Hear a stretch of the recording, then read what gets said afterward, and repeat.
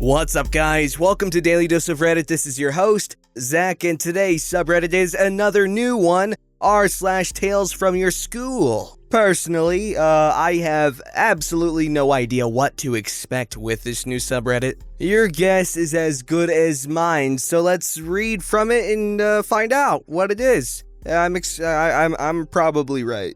Alright, this story is called The Epitome of Chaotic Neutral. My 8th grade science teacher. Let's start, shall we? My science teacher from 8th grade, we'll call him Mr. S, was honestly the best teacher ever, setting aside everything else. His class was entertaining and fun, and it's honestly what developed my fascination with science. I'm pretty sure he is secretly some chaotic entity from the nth dimension, because the sheer amount of utter chaos that happened in his class was through the roof. Almost literally. To start, he had rules, like all teachers, which somehow didn't diminish the chaotic aura of that class one bit. We had to stay seated, and we couldn't talk unless answering one of his questions. Pretty reasonable. It wasn't too bad either because the class was very interesting and entertaining. He taught chemistry and physics to the 8th grade classes, which isn't really surprising once his overall nature is described. The first thing, not the most entertaining, was he established this thing in our class called the 400-point club. He graded his class on a scale of 400 points, hence the name. In order to get into the 400-point club, you had to maintain a perfect average in his class. No missed test questions, no missed homework assignments, etc. If you achieved it, you got a t-shirt and your picture on the wall at the end of the year. It was extremely competitive, and kids would get so heated over testing because they wanted the t-shirt. Mr. S would grade your test as soon as you handed it in, and you would be allowed to stand at his desk and watch him do it. So you'd know your grade immediately, and you'd know whether or not you made it into the club. He did this with every student. Now, moving on to the more chaotic things he's done. On the very first day of school, he was going over the classroom rules when he got to one that particularly got our attention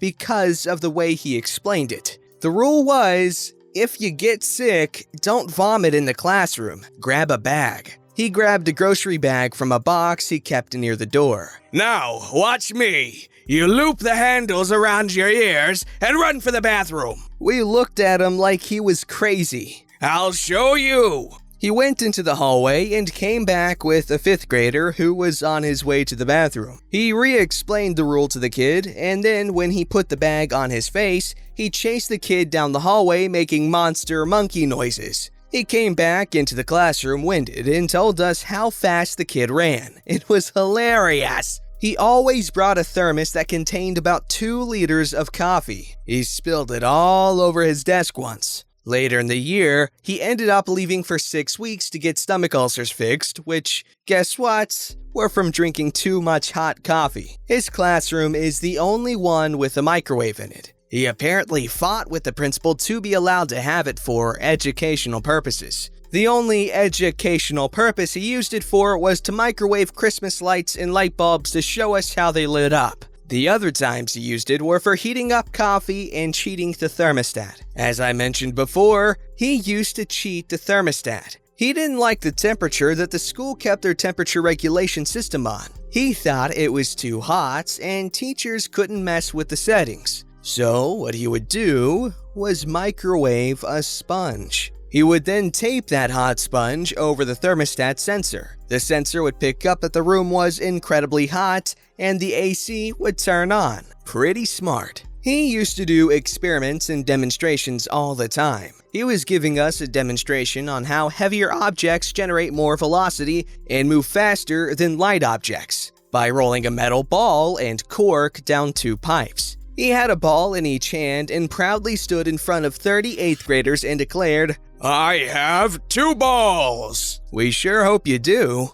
Another demonstration that was pretty memorable, because it involved traumatizing another 5th grader, was when he was showing us why they no longer used hydrogen gas for balloons. He filled up a balloon with hydrogen gas and hung it from the ceiling. He then taped a match to a 5-foot pole. He told us, quote, I'm not gonna do this myself because I don't want my hair gel to catch on fire. Cue him going into the hallway, fully clad in goggles, a lab coat, and rubber gloves, and hunting down yet another 5th grader. He brought the child into the classroom and asked him to hold the pole. He then lit the match and backed away. He told the kid to touch the pole to the balloon. The balloon exploded with flames, like in a movie. Kid was scared skittles because he had no idea what was gonna happen. He ended up thinking it was pretty cool, so I guess he wasn't totally traumatized. He once burned the ceiling tiles by adding a little too much potassium to a beaker full of water. He was demonstrating a chemical reaction with table sugar and sulfuric acid, showing us how it formed a mass of carbon.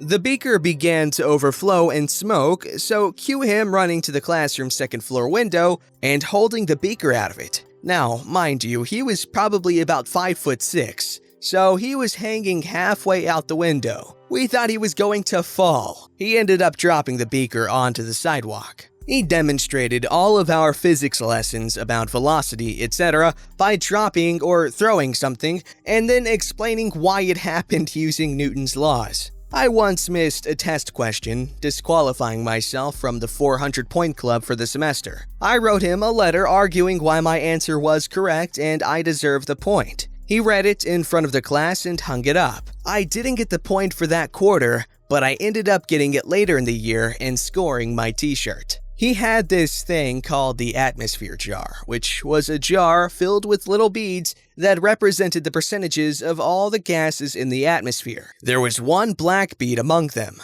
He used to pass the jar around and ask us if we could find the black bead. No one ever did. We didn't believe it existed, which it probably didn't. He took us to the shop room one day. What he did for the whole class was play with liquid nitrogen. He cooked his gloves, a rubber ball, and a bunch of other random crap that he would throw on the ground and shatter afterwards to show us what the quick freezing does. We even got to eat liquid nitrogen frozen marshmallows. He told us that on the day that he retires, he's going to fill all of the faculty bathroom toilets with potassium to blow them up. He says he would do it now, but he doesn't want to get fired. Anyway, putting aside all the crazy stories, he was the best teacher I've ever had, without a doubt. Just a little chaotic. That is a man who gets children excited for learning. And we need more teachers like that because teachers have the potential to be like the most amazing people ever.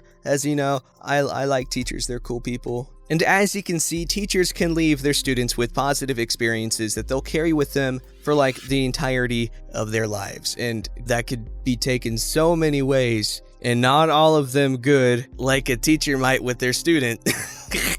Alright, this story's called The Great Paper Boat War of 2018. It was nearing the end of the school year, and my group of friends and I were trying to figure out something to do with our old notes and worksheets. We decided to make paper boats out of them. Over the course of 2 days, our group had accumulated around 2,000 paper boats. We declared ourselves the boat champions of the school, and the kid with the most boats of the group was named the boat keeper. He had to carry the collection from class to class with him. Other kids saw the enormous collection, so naturally they asked him why he had it, and thus was the beginning of the Great Paper Boat War of 2018. Teams of boat makers started forming around the school, competing to see who could rack up the highest boat count. Our team was the most elite, being the ones that had founded the whole thing. In order to be a member, you needed to contribute at least 100 boats to the group's boat count. The rules were simple. Each team has a leader. That leader is the team member with the most boats.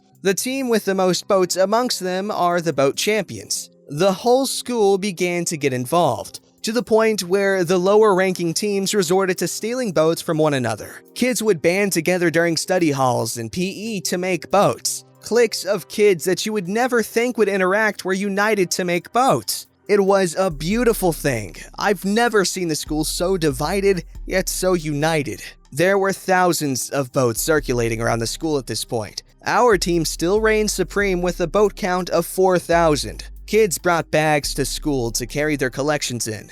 Kids carried their stacks from class to class in order to boast about their boat count, raising frequent eyebrows from teachers. Occasionally, someone would drop their stack, sending boats scattering throughout the hallway, and all hell would break loose, with kids from lower teams scrambling to pick up as many boats as they can and get away. During standardized tests, kids would ask for 30 sheets of scrap paper to make the boats with. It was chaos. Eventually, the boat war slowly fizzled out after a bunch of kids got their collections confiscated because they were distracting. The principal held an assembly and banned paper boats. The kids who still had boat collections continued the war under the radar, keeping them in their lockers and making them in the bathrooms. We realized that with only a few days left of school, we would need to do something about the thousands of boats now stashed in our lockers. We didn't want to throw them away, so what did we do? We hid them, 20 in a teacher's desk, one on top of the TV,